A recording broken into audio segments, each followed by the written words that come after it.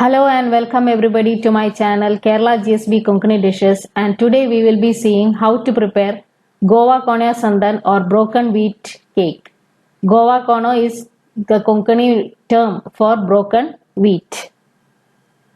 Now this is a healthy and nutritious dish. It's steamed dish and it can be prepared even as a 4 o'clock dish, can be given to children after coming from school, and it's sweet to taste.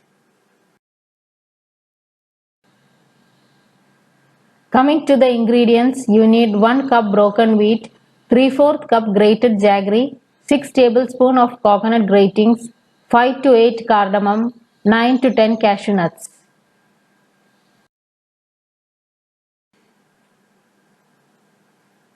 Transfer grated coconut, cardamom, jaggery into a mixer grinder and grind it to a coarse paste. You need not have to add water for this while grinding.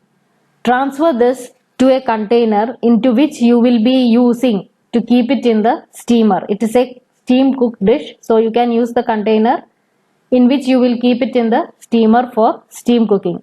Add the broken wheat and water. Water is how much you require for the broken wheat to swell up. Then salt and mix well. Keep it aside for half an hour. This is for the broken wheat to swell up.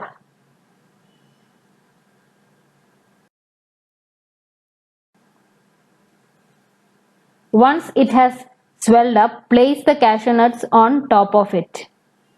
Transfer the container to an idli steamer and steam cook for 20 to 30 minutes. A knife which comes out clean upon passing through the sandan will help in checking the doneness. Once done, remove the sandan from the steamer and allow it to cool at room temperature. Once it has cooled, you can cut them into any desired shape. Your Goa Konya Sandan or broken wheat cake is ready to be served.